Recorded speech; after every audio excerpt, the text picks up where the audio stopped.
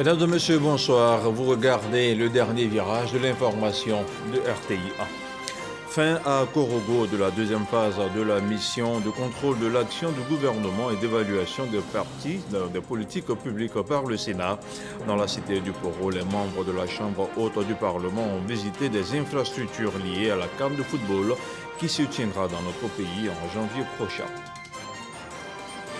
Depuis ce dimanche, une série de tables rondes stratégiques réunit des délégués et des experts de l'OMS ainsi que des représentants d'organismes partenaires et de la société civile.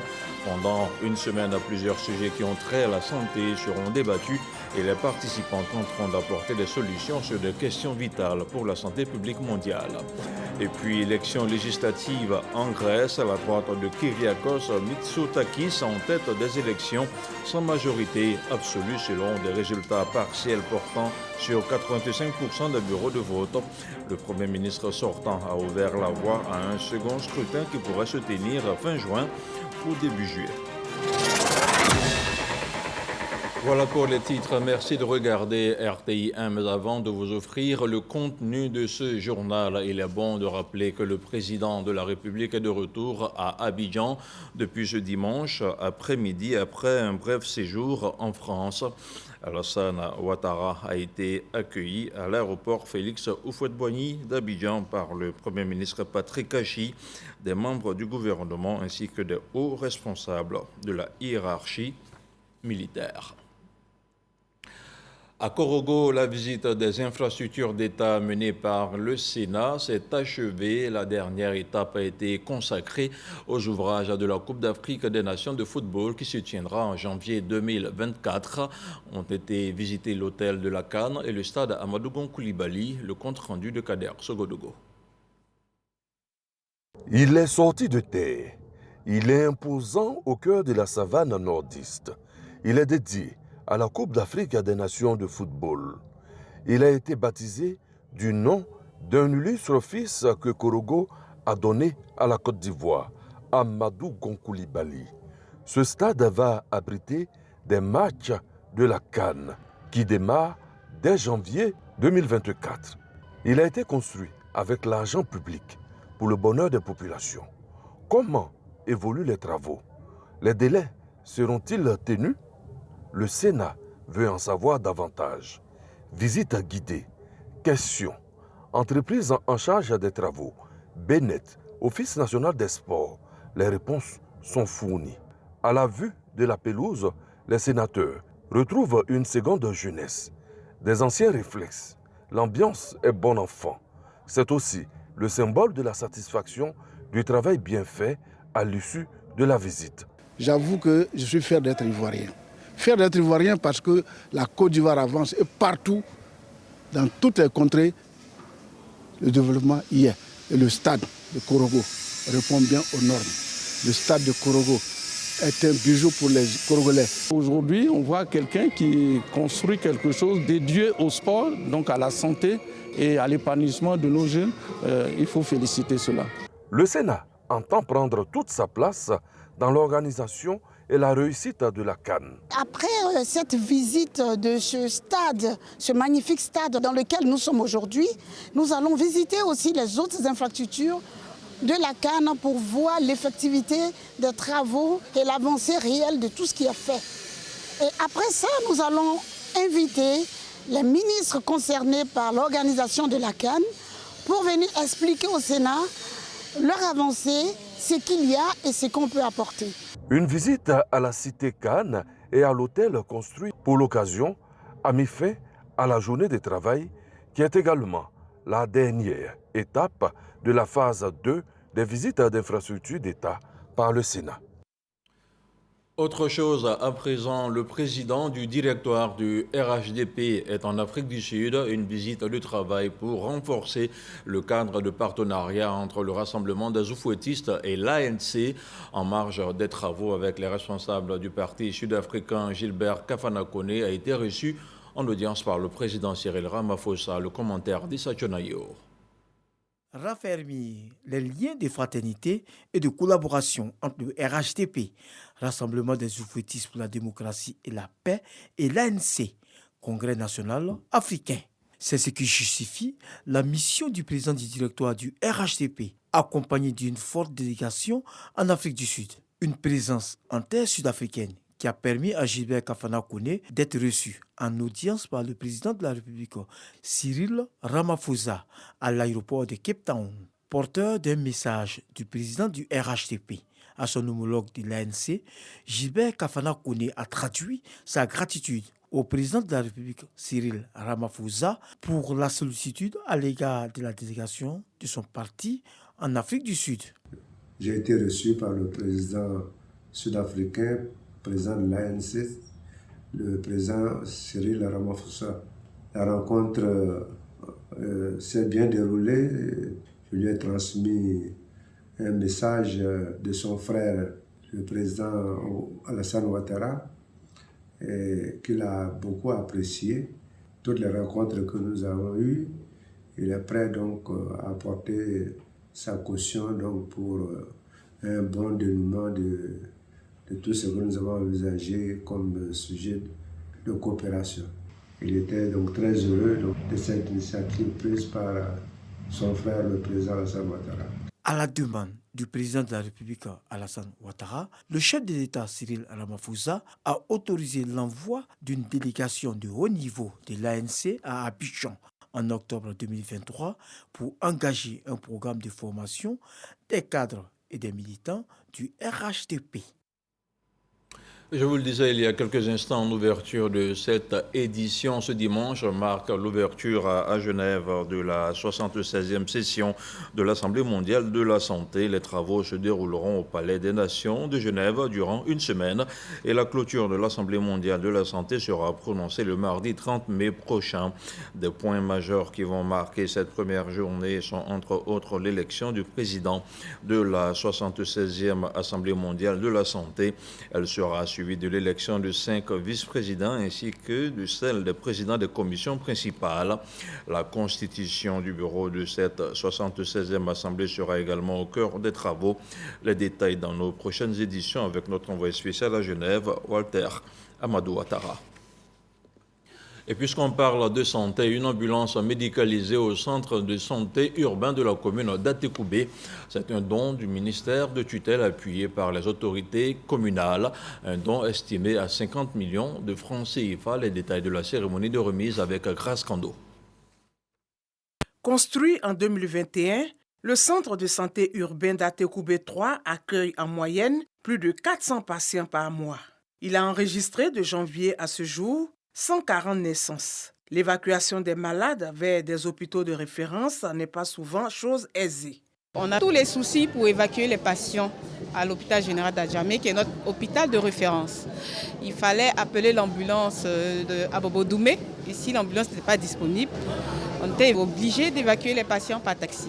Quand j'étais enceinte, il n'y avait pas d'ambulance, donc j'avais peur même que ça commence la nuit. Parce que pour trouver voiture pour sortir la nuit, c'est pas facile. Un cri du cœur entendu par les autorités communales, elles viennent d'offrir une ambulance médicalisée à la population d'une valeur de plus de 50 millions de francs CFA. Nous voulons améliorer la santé de la mère et de l'enfant et de l'ensemble des populations. C'est ce qui explique que dans tous nos quartiers, nous avons mis des infrastructures sanitaires de premier contact. Mais il nous manquait un maillon ici, au centre de santé urbain d'Atekoubé 3. Et ce maillon vient d'être comblé ce jour avec l'ambulance offerte par son Excellence, M. Alassane Ouattara, par le truchement du ministre de la Santé. Cette ambulance va servir à raccourcir le temps de prise en charge. Bien que cette ambulance complètement équipée et médicalisée, qui fait plus de 50 millions, dans les prochains jours, nous allons renouveler tout l'équipement pour encore 50 millions. L'érection de la formation sanitaire urbaine d'Abobo-Doumé en hôpital général, une doléance du premier magistrat Paulin Claude Danhaut qui trouve un écho favorable auprès du ministre de la Santé. Et on s'intéresse maintenant à cette série de rencontres avec les jeunes initiés par le ministre Mamadou Touré. Plusieurs associations et organisations sont reparties avec le PJ-Gouv 2023. Mieux, elles ont été instruites sur le programme jeunesse du gouvernement. On en parle avec Michel Mambo.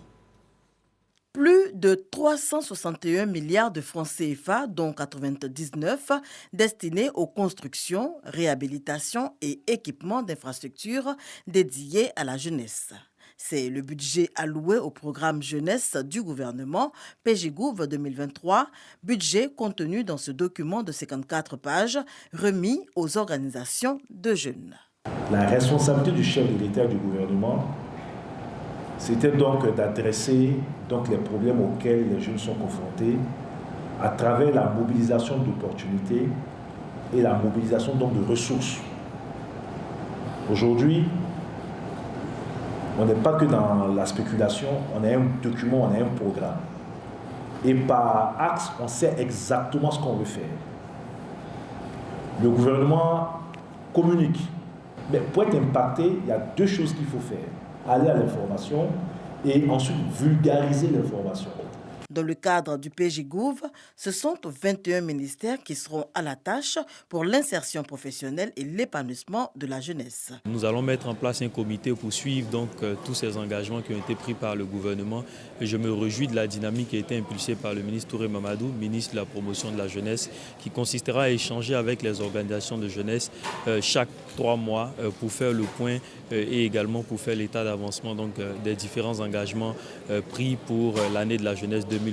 Cette remise officielle du document PGGouv intervient après l'adoption par les députés membres de la Commission Affaires sociales et culturelles du projet de loi d'orientation relative à la jeunesse.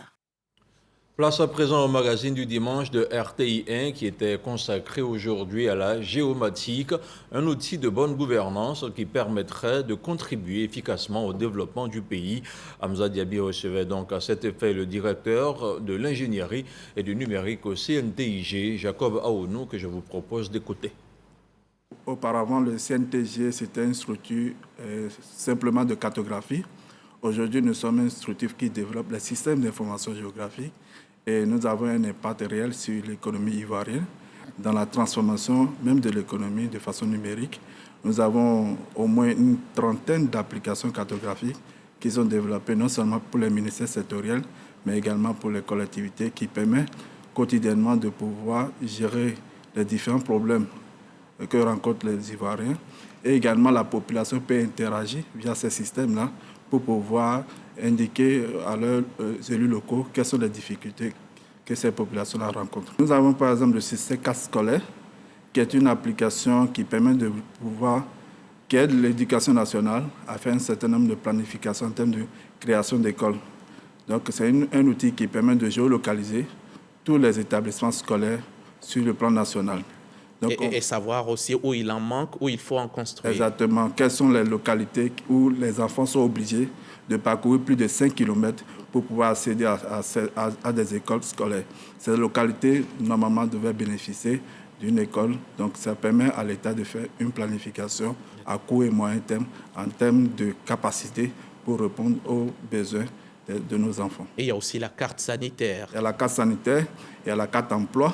Il y a même la carte des infrastructures routières qui permet de pouvoir de voir en temps réel quelles sont les infrastructures routières, quel est leur état en termes de bitume, les infrastructures routières, les non bitumées, etc. Et ça, la carte emploi permet par exemple de voir quelles sont les localités où le taux de chômage, le taux de pauvreté est très élevé et ça aide l'État à pouvoir cibler sa politique. Les avantages de la géomatique, c'est très important. Ça permet d'abord de digitaliser notre territoire, de savoir quels sont les problèmes et où sont les problèmes. On ouvre maintenant la page politique de ce journal. 12 candidats sont en liste pour représenter le RHDP aux élections régionales et municipales dans la région du Poro. Ce dimanche, au centre culturel de Korogo, ils ont été présentés aux militants et sympathisants du parti, des militants venus de toute la région. À Mississauga. Un commando de 12 personnes en ordre de bataille pour conserver les sièges du RHDP dans le Poro. En commune, ils sont 11. Lassina Ouattara dit l'ASPR à Korogo, Ali Kader Koulibaly à Mbengue, Dieudonné Naga Koulibaly à Tiro, Abou Draman Soro à Dikodougou, Nagaki Diarasuba à Napié. À Komborodougou, Gona Ali Soro, Sinematiali Abou Koulibaly Donasso.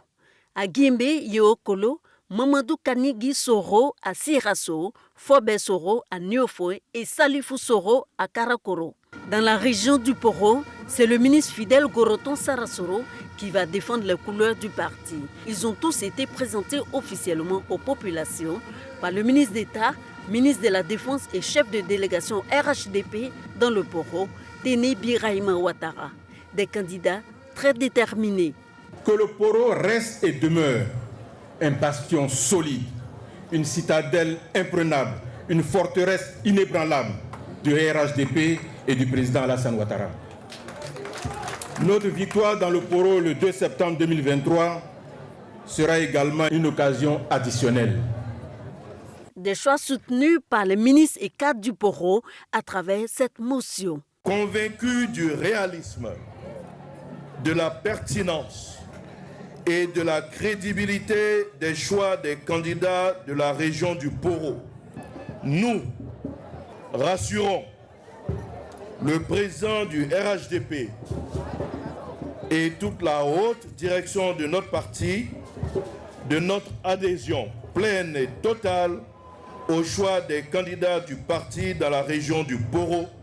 Le chef des missions RHDP, le ministre d'État Téné Birahima Ouattara, a félicité les candidats et exhorté les militants à faire une razzia dans le Poro. Nous vous invitons au respect strict de la discipline au sein du RHDP, ce qui nous permettra de rester toujours au pouvoir et de voir nos ambitions se réaliser. Les 11 communes du Poro et le conseil régional sont tenues par des élus RHDP. Le secrétaire exécutif du RHDP était quant à lui dans la région du Worodougou. À Séguéla, le ministre Ibrahim Cissé Bakongo a présenté les futurs candidats de son parti aux élections régionales et municipales le 2 septembre prochain. Dans le Worodougou, ils sont 8 pour les municipales, dont 2 femmes. Le ministre Bouaké Fofana va briguer le conseil régional. Kader Sogodogo. Centre culturel Soumaoro Madegbe de Séguéla.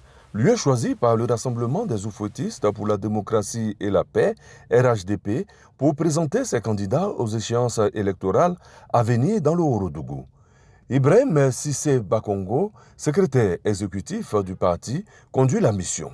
Il a présenté successivement le ministre Bouaké Fofana pour le conseil régional, pour les 8 communes, 2 dames, Dr Maferima Mbaya pour Séguéla, Diomandé Salimata Adjibroso, Meite Yaya, Traoré Karamoko Yeye Massa, Diomandé Enza, Bamba Bouaké et Traoré Moussa, respectivement, dans les communes de Kani, Massala, Douala, Sifié, Worofla et Morondo. Ce qui va importer à la fin des fins, c'est la victoire du RHDP et c'est de maintenir la promesse qu'on fait, la promesse que nos dévanciers ont faite, de maintenir le Worodougou au rang de la région dont l'autre nom est Ado-Dougou.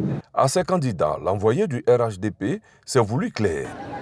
Il faut tendre la main à ceux qui n'ont pas été choisis. Et la meilleure manière de leur tendre la main, c'est de les intégrer dans les équipes. Il faut les intégrer dans les équipes, que ce soit les équipes régionales ou bien les équipes municipales. Toutes ces candidatures doivent être validées par la Commission électorale indépendante en CEI. Les élections, elles, se tiendront le 2 septembre 2023. On poursuit avec la présentation des candidats du RHDP. Ceux du sud-ouest du pays ont été présentés par la ministre Belmondo Dogo, tête de file de la délégation du parti dans la région de Boclé. Elle a ensuite livré un message de discipline et d'union. On retrouve notre correspondant dans la région, Sam Conan. Miss Belmondo Dogo dans la région du Boclé pour présenter les candidats du RHDP aux élections régionales et municipales de 2023. Assa Sandra, la chef des délégations, a officiellement présenté aux responsables départementaux et aux militants du parti, sortis nombreux, le commando RHDP. Un commando composé de Basile Frigbo au régional, Léonard Sangarézier et Fulbert Begrefo au municipal, à Sassandra et à Fresco. L'envoyé du RHDP a d'abord transmis le message du parti à ses candidats avant d'insister sur le rôle des leaders que doit incarner le ministre-gouverneur Philippe Légré dans le Boclé. Au-delà de votre titre de ministre-gouverneur, dans le Boclé, au sein du parti, vous êtes le premier responsable. Vous devez être au devant de cette belle marche. Et avec vous, mon frère Alain Lobognon, c'est ensemble, main dans la main, que nous pourrons préserver et conserver nos acquis ici dans le Boclé. Nous voudrais vous rassurer. Allez dire au président Ouattara, allez dire au président Kafana, au secrétaire exécutif Cissé Bakongo, qu'ils ne seront pas déçus. Eh bien, notre région restera telle que vous l'avez trouvée, région RHDP.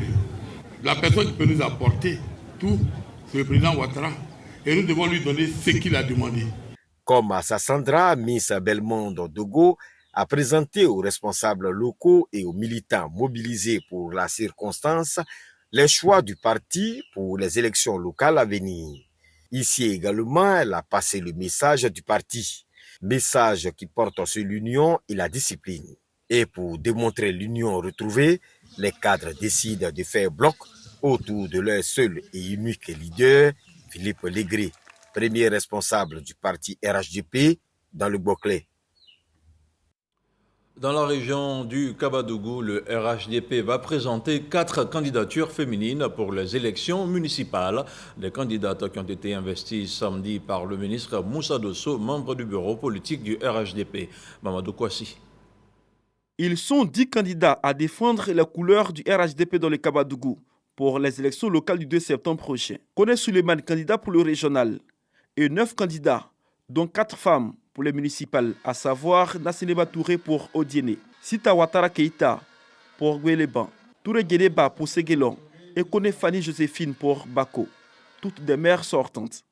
L'une des rares régions de Côte d'Ivoire a respecté le quota des 30% des femmes candidates. Devant l'ensemble des militants, les candidats ont pris l'engagement de remporter ces élections afin de poursuivre le développement du Kabadougou. Cet engagement s'appuie sur d'abord les réalisations du président de la République et sur la cohésion qui s'est reconstituée et qui se perpétue au sein de nos équipes.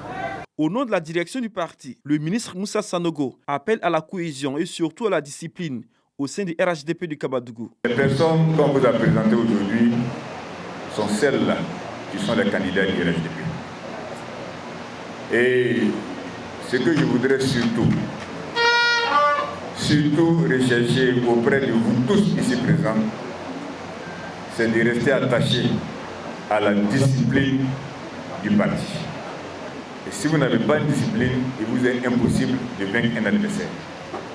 Donc faisons preuve de beaucoup de compréhension, restons attachés aux décisions éclairées de ceux qui nous dirigent et faisons leur confiance pour nous faire avancer. Le ministre Gaussou Touré, coordinateur régional du RHDP, exhorte les militants à investir dès à présent le terrain pour un score de 100% et un taux de participation record le 2 septembre prochain.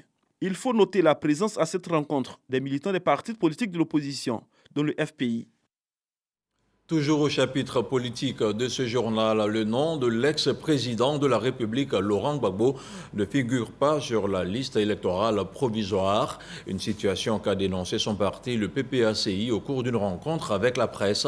Son porte-parole, Justin Katina Kone, crie à l'injustice. Il a fait connaître sa position et celle du parti. Le reportage de Marie-Chantal Akandan. Le PPACI exprime sa consternation et sa surprise face à la décision de la Commission électorale indépendante CEI d'exclure le nom de l'ancien président Laurent Gbagbo de la liste électorale provisoire. Le parti considère cette mesure comme préoccupante. Comme l'on peut le constater, depuis son retour, le président Laurent Gbagbo montre et démontre sa pleine disposition à œuvrer pour la réconciliation et la paix, qui du reste est une posture constante de sa vie politique de plus de 50 ans. C'est pourquoi le PPACI condamne et rejette totalement la mesure d'exclusion du président Laurent Gbagbo de la liste électorale. Nous sommes dans ce pays.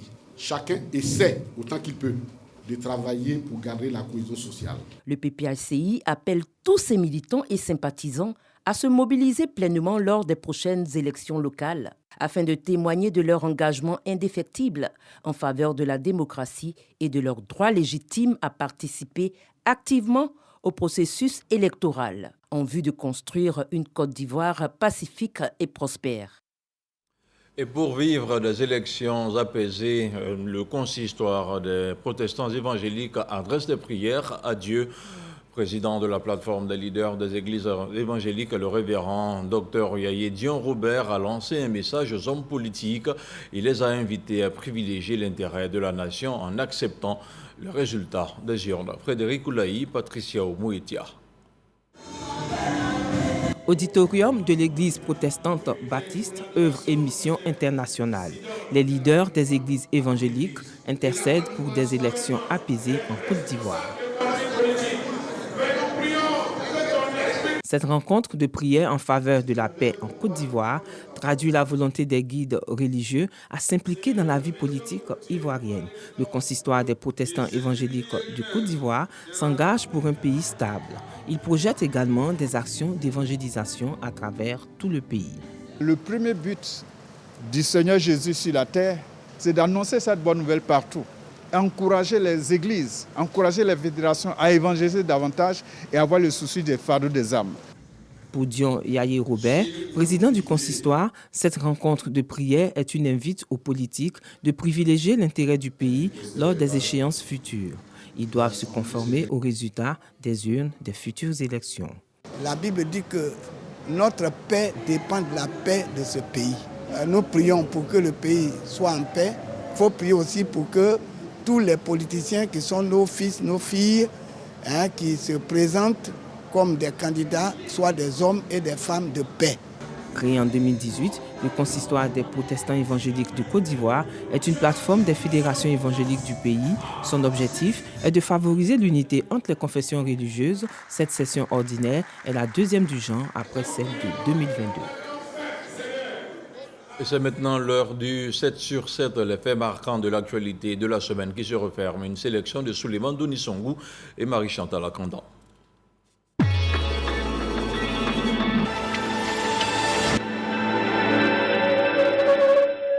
Au Soudan, les affrontements entre l'armée du général Abdel Fattah al-Burhan et les forces de soutien rapide FSR du général Daglo se sont poursuivis, entraînant des frappes aériennes et des explosions. Malgré les appels à la trêve, les deux généraux rivaux se battent pour le contrôle des lieux stratégiques et du pouvoir, sans qu'une résolution ne soit en vue. En Suisse, l'islamologue Tariq Ramadan a été condamné à 3 ans de prison, dont 18 mois fermes, dans une affaire de viol remontant à 2008. Il s'agit de son premier procès pour viol, mais il est également confronté à des accusations similaires en France. Au Burkina Faso, des groupes armés ont mené des attaques djihadistes dans le village de Bilgim Douré, causant la mort d'au moins 20 civils, dont des femmes et des enfants. Les assaillants ont incendié des habitations et des commerces, tout en emportant du bétail. En Tunisie, des journalistes ont manifesté pour revendiquer la liberté de la presse et dénoncer ce qu'ils considèrent comme une politique répressive du pouvoir. Ils affirment que le gouvernement utilise la justice comme moyen d'intimidation et de soumission des médias.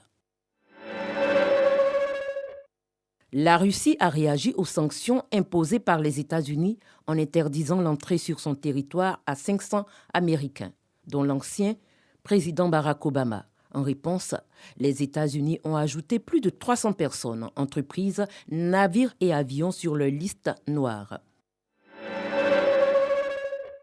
La Chine a exprimé son mécontentement suite au communiqué du G7 qui lui adresse plusieurs reproches concernant la mer de Chine méridionale, les droits de l'homme et des allégations d'ingérence. La Russie a également critiqué les décisions prises lors du sommet du G7, les considérant comme visant à contenir la Russie et la Chine. En Grèce, des élections législatives ont eu lieu ce dimanche, opposant le Premier ministre sortant, Kyriakos Mitsotakis, à son prédécesseur, Alexis Tsipras, représentant de la gauche, tous deux en lice pour le poste de Premier ministre. Ce scrutin a suscité un intérêt considérable dans le pays où les électeurs ont exprimé leur choix politique pour façonner l'avenir de leur nation.